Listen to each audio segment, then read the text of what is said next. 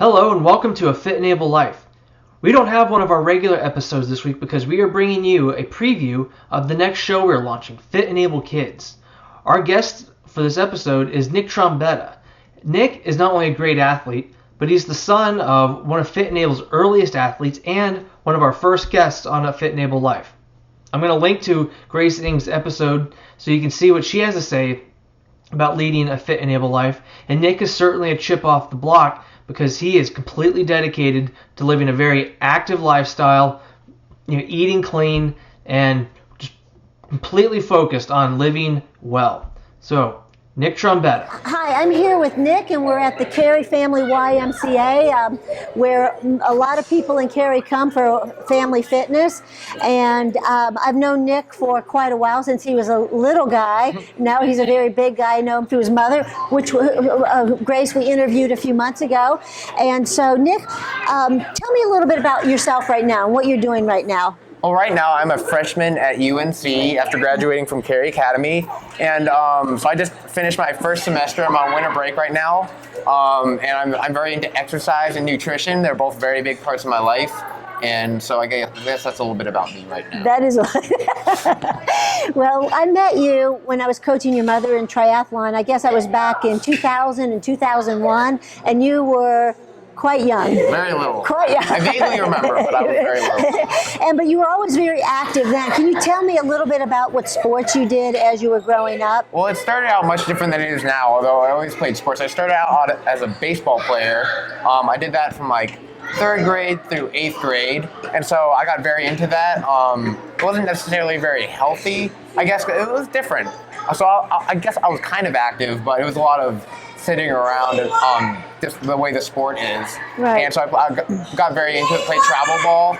And although I was good enough to play high school, very good at it, I decided to switch to running, and I finished off with a very good way to end my career. The great middle school tournament just kicked butt at the plate. But then, in spite of my great hitting ability, I decided to become a runner, and that changed my lifestyle from a lot of like fast food and just not a lot of exercise to a sport that was just pure movement. Right. So that was a big change. And that is a big change. I mean, baseball, you're doing a lot of sprinting.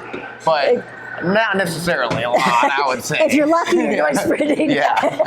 Yes, that's right. Yeah. So I guess if you're a good hitter, you're a good sprinter. Yeah. So I guess I did more sprinting than some people. There you go. Well, and when you made the shift to running, and that's endurance running. I know you were on the cross country team. Yes. And endurance running is very different. It's also a long-term mindset. When you're batting, you're just up to bat for a few seconds, you're just running for a few seconds. But when you're running in a distance race, you are really having to stay focused for a long time. What's that like for a high school kid to try to stay focused for 18 minutes or so? What was your PR? I think my PR was in the high 18s. Okay, so staying focused for 18 minutes. What's that like for a teenage boy? Well, it's difficult because the one thing that helps is it's a nice course, outdoors. There's a lot to look at, but it's a lot of pain you have to endure, right, which is probably just the hardest part to keep pushing in spite of all the pain you feel. And I think really cross country it's a lot of mental, your ability to just take pain and keep going. And so I think you just have to focus on just keep moving. And so it is difficult to focus. Takes a lot of mental and physical strength. Right. So. Did you ever find a time when you got distracted? I know my other son, who's a runner, when he was a younger runner, if he saw a butterfly on the course, he'd literally almost follow it off the course. There's a bug. But did you ever find yourself drifting mentally during a race? I wouldn't say I did. For most of the I took racing. It was a very important thing to me, very difficult and very important. So I found it easy to focus. I would be checking my pace, seeing how fast I was going, always wanting to get better. And so I think because it was also hyped up very much just by the coaches, we're always competing. Right. I think that element of it always kept me focus. I'm a very competitive person as well, so Right. I think that made it easy for me to focus. So do you think your competitiveness helped you be sharp in your sport? I think it helped. Yeah, I would say it helped keep me sharp, although it also led to a lot of frustration, as I would not say I'm naturally built to be a cross-country runner, because I was one of those people that just worked my tail off and never really got faster. So I say it helped me focus, but it also led to frustration as well. And did you run all 4 years in high school? Cross-country I ran all 4, and track I ran 3. Okay. Well, but I think that speaks very well to you that, that you worked so hard through 4 years to try to improve yourself. I mean, rather than just saying, okay, I'm not good at this, I give up. I mean, I think that speaks very well to you. Now, I know from your parents, your mother Grace and your father Patrick, that they're very active. So when you looked at your family cycle of fitness, because I look at family cycles of behavior, when you looked at your family cycle of fitness, how early on did you realize, I'm going to be athletic, I'm going to be involved in sports, I'm going to be fit? Well, from a very early age, my dad got me into sports in terms of viewing, and so I think from that point on, I was very interested in sports, and I was always interested in playing sports. So I think that was from an early age, I would say. Right. I think it started when my dad got me to start watching the Red Sox. Funny, it was in 2004, the year they broke the curse of the Bambino. So then, that happening got me really into sports, and I think from then on was really created my interest in sports, both in terms of viewing and obviously performing. Right. So at this point, what is your favorite sport? In terms to probably football. Yeah. Do you play football? And well, that's for viewing. I like playing it with my friends because I run and I lift weights, so I'm not necessarily like partaking in a sport. I don't think running itself is a sport as much as an activity. It's like an activity I love. Right. And so that's what I would say. Right. I almost feel like whenever I hear a kid say they play football, I almost feel like Ralphie's mother. You'll shoot your eye out. Head and neck injuries and everything. I know it's scary, It is scary, but it's people love it. I mean, people love playing it. They love the camaraderie of it. They love. There's a lot to be said for it.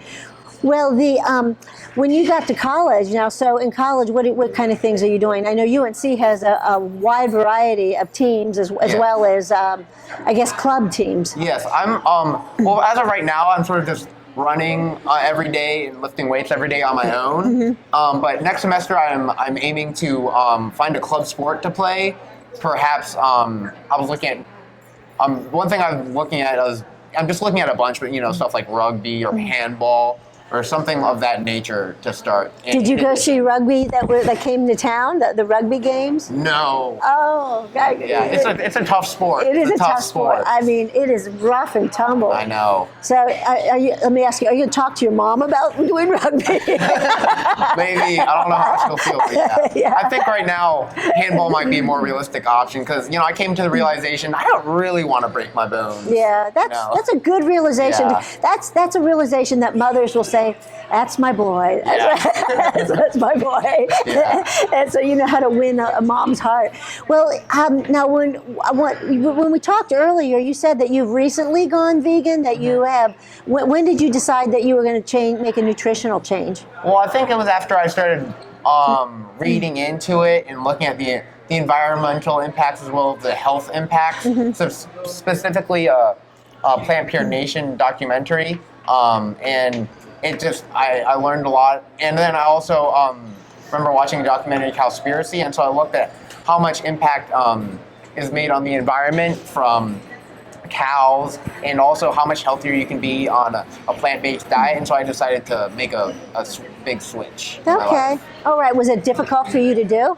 It wasn't too difficult because I had always been a healthy eater, and so it sort of just went from eating healthy and not eating red meat to just cutting out dairy, to cutting out chicken, to cutting out fish. So it was a sort of step-by-step process, not from awful diet to vegan diet. Right. So it wasn't too difficult for me. Well, but they say that's why when you want to do healthy behavior changes, it takes small steps to change it. Yeah. So they stick. I'm a believer in that. Yeah, I think that makes it easier, a lot easier. It's a smart way to do it. Yeah. It's a smart way to do it. I think otherwise you just end up giving up. Yeah. So now, are your parents vegans as well? My dad is, and I would say my mom sometimes. Yeah. I could relate to your mother. I could relate to that. Given that you live at college, how do you handle that at college? Because a lot of times vegetables are not cooked in the healthiest way in college cafeterias. UNC is probably the perfect school for me because of that, because they have a vegan bar actually. So I'm pretty set up there. So it's been pretty easy because of that. So what kind of things you see on a vegan bar? Tempeh to like soy nuggets. They always usually have soy nuggets. Yeah, they're pretty tasty. They're pretty good. What are soy nuggets? What are soy nuggets supposed to resemble? They usually make them resemble like little chicken nuggets. Okay. Actually, taste pretty good. They resemble it. They somewhat resemble it. Okay. Yeah, and then they always have vegetables and whole grains. So do they lay it out so that you're getting all the components of a healthy diet? I mean, so if a person that hadn't studied being a vegan as you have, and they walk up to a vegan bar, is it set up in a way that they know what they need to eat in order to get a well-rounded diet? I would say so. Yeah, they usually make sure that they have a protein, a grain, and they always have vegetables. So right. I think they usually have your three very balanced options in terms of macronutrients. Right. Now, is a vegan diet also a low-calorie diet, or? No, I would not say so. I think that gets more into the whole entire paleo thing. Because as a runner, I eat plenty of complex carbs. I think it's important as an athlete, someone who runs a lot and likes to go to the gym. It's important to have fuel, and so I think complex whole grains are a big part of that. Right. Well, that makes sense. So, did you feel like you had to do a lot of education to turn vegan? I mean, was it pretty easy for you though? It was pretty easy for me. I've always found these changes in my diet to be pretty easy. Okay. From like going to initially becoming a healthy eater, none of it I found too difficult, even when I made somewhat drastic changes. Right. Well, as a younger person, I'm not going to say even though you're going to be our first interview for Fit and Able Kids. On the borderline. Granted, you're on the borderline. Yeah. You're on the cusp of, you're a young adult actually. Yeah. But you have been a Fit and Able kid. Has there ever been a time in your life that you have not felt like you were fit and able to do what you want to do? Oh, as a baseball player, I would say definitely not. Because I remember I wasn't in very good shape. Even if I played a lot of sports, I was not in very good shape.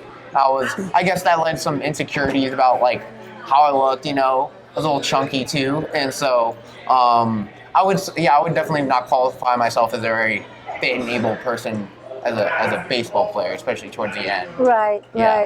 Well, how did you manage that then? So if you weren't feeling that way, is that when you decided to change sports, or you just weren't feeling the success of it? Yeah, I would say that probably led to my change in sports. Part of it was I had grown a little tired of baseball, but I think I found it calling my dad. I remember he would take me to Bond Park to go running. After doing that a few times, I thought that was a cool thing to do. Right. And so I think I just sort of found my calling. Something that fits me better as someone who naturally likes to move around. Right. And is full of energy. So I think, yeah. Well, finally, most kids, what really fascinated me about this is when I heard how healthy you were living as a first-term freshman. Yes. Because that is the term that most kids, they hit the cafeteria hard. Yeah. They find, even though they're underage, they still find ways to drink. Yeah. They're leading lifestyles that when their folks ask them how they're doing at college, they sort of fluff the facts a little bit. So as a young person that is in that situation right now, how have you made that adjustment in that, new world for you? Well, I think I just sort of had to create a routine, and it's been very. I just sort of, as soon as I created that routine, I think it wasn't too difficult because I found there's lots of healthy, tasty vegan food available at UNC, and I get all my macronutrients, and I get just everything I need in terms of my diet. So I think making the switch was really just all about routine because I found a place to run, and then I'm very close to the gym. And so I think once I got a morning routine down, it had really just been easy. So what would you advise other people that are entering as a freshman or sophomore, junior, senior even? Yeah. One thing I will say is that you get a lot of walking in. You don't realize how much walking you get in, but you should find a routine like I did, and make it something you enjoy, but something you can do repeatedly. And also try to make a plan in terms of what you eat. Whether a lot of nutrition experts recommend something like an 80-20 plan, like 80% healthy and then 20% maybe not so healthy. Something that you can maintain but enjoy. So I think, it's all about routine in terms of exercise and a plan in terms of eating. Well, actually, that's excellent advice for anybody of any age. So I might follow your advice, Nick, on that. Well, thank you so much for joining us today. And I know that you're a very busy man, so thank you so much. And I hope you come back and we have other things we want to talk to you about as you move through your college years. So I hope you'll be a guest with us again. I'd love to. All right, thank you so much. Thank you. Happy New Year. You too. Nick's an interesting kid. It's obvious that he really loves sports, but of all the sports he did, he was able to find one or two that he was very passionate about and which were able to help him make the changes in his lifestyle that he wanted to be able to live as actively and healthily as possible. I hope you enjoyed this preview of Fit and Able Kids. The show is going to be launching very soon. The more details will be coming out. We're also going to be doing some previews of some other shows for that episodes of that show in the next few weeks. So hope you guys are getting excited for Fit and Able Kids. Until then, please subscribe to our YouTube channel or our iTunes channel so you get all these episodes delivered straight to you and you can help other people find out about our show. So thank you for listening. We'll see you guys next week.